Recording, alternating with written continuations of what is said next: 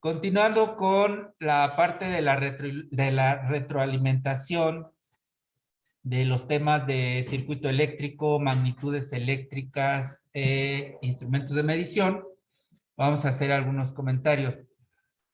Partiendo de que un circuito eléctrico es un camino cerrado por el cual van a fluir los electrones para poder realizar un trabajo. Pero ese camino cerrado va a estar constituido por diferentes partes. Y aquí en la ilustración estamos observando que la parte número 1 está indicada como fuente de alimentación, en el entendido de que una fuente de alimentación puede ser de voltaje de corriente alterna o puede ser de voltaje de corriente directa. Una fuente de voltaje de corriente alterna puede ser un generador, puede ser un tomacorriente, y una fuente de alimentación de voltaje de corriente directa puede ser una pila o una batería. Ahora, voy a dejar de compartir tantito aquí para hacerte una aclaración.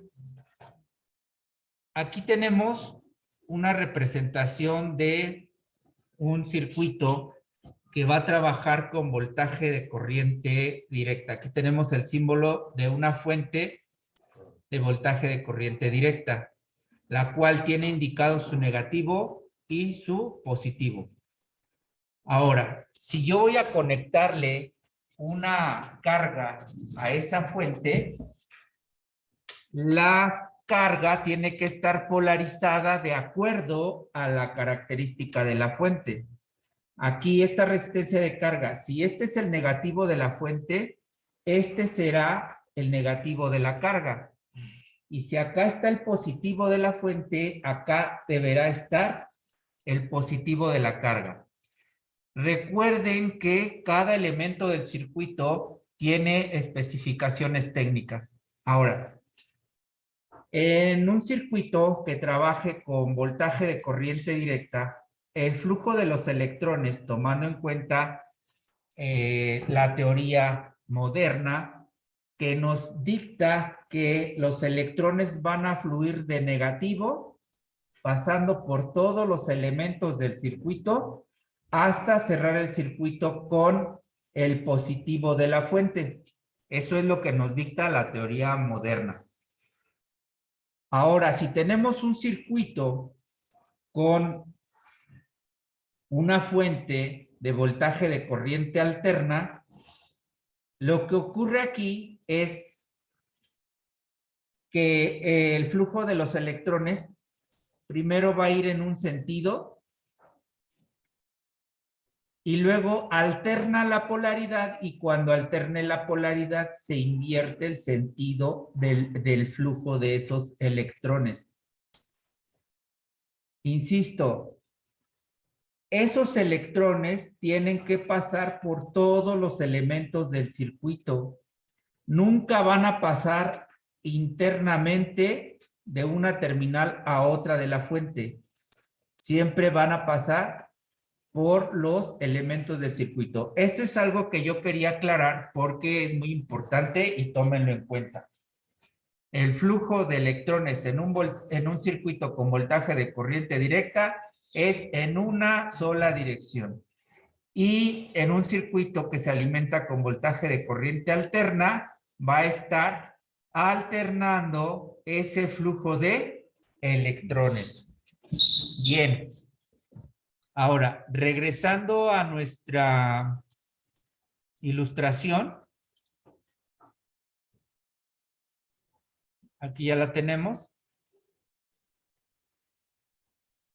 Regresando a nuestra ilustración, entonces, ya que mencionamos la diferencia que hay entre las fuentes de corriente alterna y las fuentes de corriente directa, vamos a explicar aquí el funcionamiento de la fuente de corriente directa. Entonces, aquí tiene el lado negativo y los electrones van a fluir así como me indican las flechas, y alcanzando una terminal de la resistencia de carga.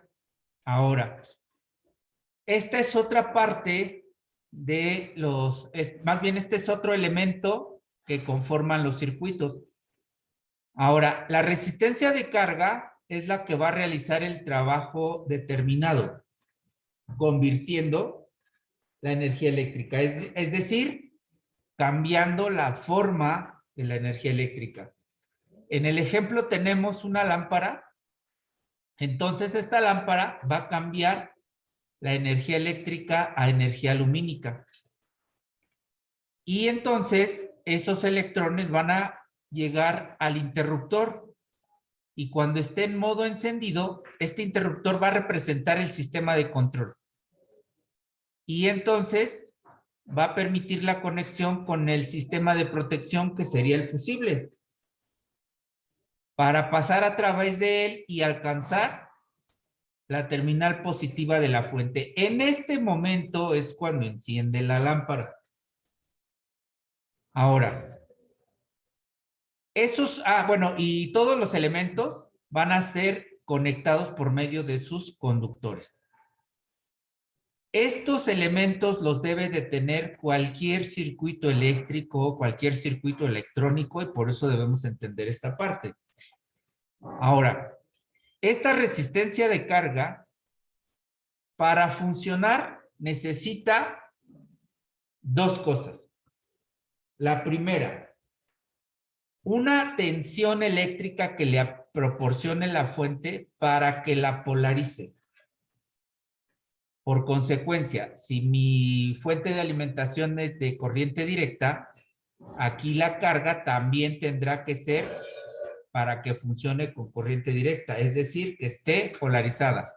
Si aquí tengo el negativo, aquí deberá tener una indicación que dice negativo y ahí debo conectar.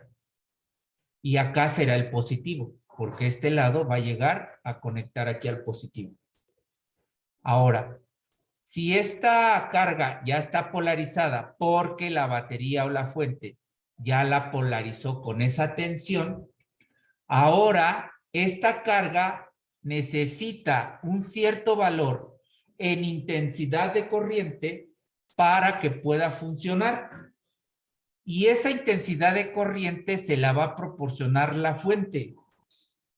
Entonces, una resistencia de carga tiene que ser alimentada primero, y ya que es alimentada, tiene que ser controlada por medio del sistema de control y tiene que ser protegida por el sistema de protección.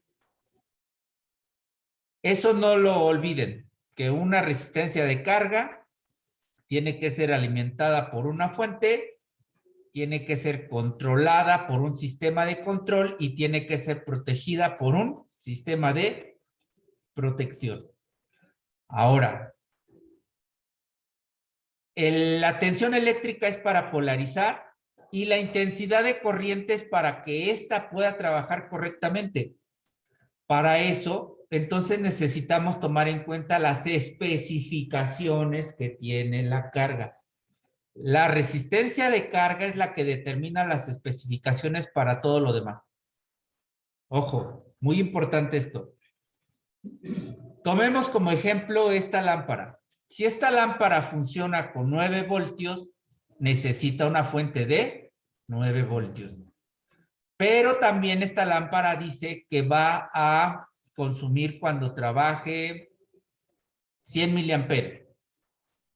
La fuente tendrá que ser capaz de proporcionar esos 100 miliamperes para que esta lamparita encienda normalmente.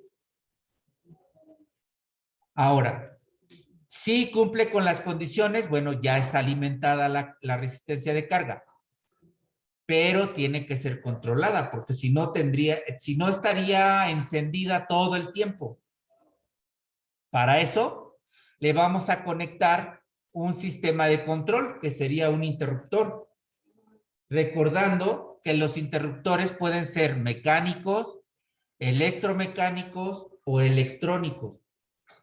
Y que este interruptor también debe de corresponder en sus especificaciones técnicas con las especificaciones técnicas de la resistencia de carga. Decíamos que esta necesita 9 voltios para poder trabajar y que cuando trabaje va a consumir 100 miliamperes.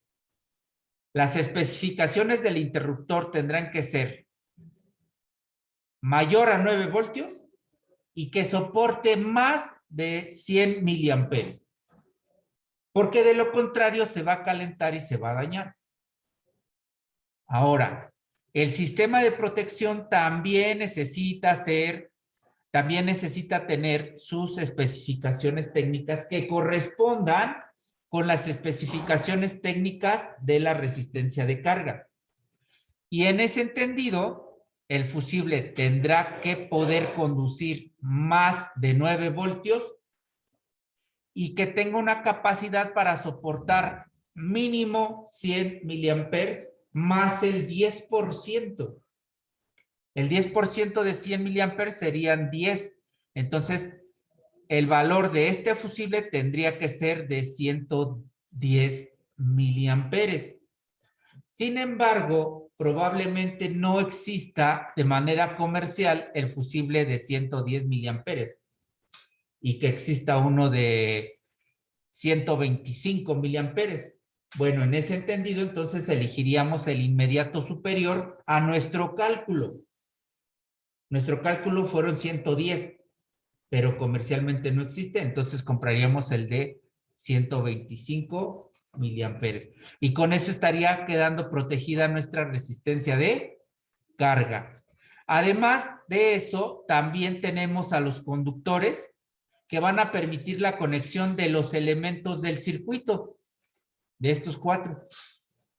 Pero recuerden que el grosor de los conductores también es importante. Y el grosor de los conductores se identifican por el número de calibre. Entonces, esos conductores tienen que ser de un calibre que sea suficiente para poder conducir la cantidad de electrones que esta carga va a demandar. Decíamos, si esta va a consumir 100 miliamperes y yo le pongo un cable que pueda conducir 50 miliamperes, sí va a funcionar, pero va a provocar una caída de tensión porque el conductor, como es muy delgado, no permite que pase la cantidad de electrones que necesita esta. Y eso se me va a ver reflejado en una caída de tensión.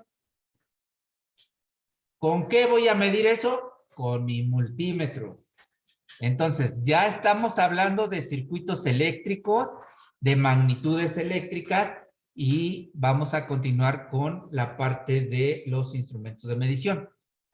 Ahora, hablamos de un voltímetro de corriente alterna, y en el voltímetro de corriente alterna lo aplicamos en el tomacorriente y en las cajas de seguridad que tenemos en nuestras casas. Es decir, que ya sabemos medir con nuestro voltímetro de corriente alterna, ya sabemos medir ese voltaje. También ya sabemos medir con un voltímetro de corriente directa el voltaje que me proporciona una pila, una batería o una fuente como tal. También utilizamos el ómetro. Hicimos unas prácticas para utilizar el ómetro. ¿Aquí dónde ocuparía el ómetro? Aquí en la carga. Todas las resistencias de carga deben de tener una resistencia específica. ¿De qué valor? No lo sabemos porque va a depender del tipo de resistencia de carga y de las especificaciones técnicas de la resistencia de carga. Por eso no podría darles un valor exacto. Luego entonces, también tenemos que aprendimos a utilizar el probador de continuidad. Y les indiqué que el probador de continuidad me va a permitir comprobar el estado de los conductores, que pueden ser cables, alambres, pistas conductoras, membranas, pero también consideramos a los interruptores y a los fusibles. En el entendido que cuando sometemos a esa prueba cualquiera de estos elementos, debo verificar de 2 cosas. Que se active la alarma audible y que el display me marque 0. Eso es bien importante. Entonces, con esto estaríamos concluyendo la parte de la retroalimentación de los temas de circuitos, instrumentos de medición y magnitudes eléctricas.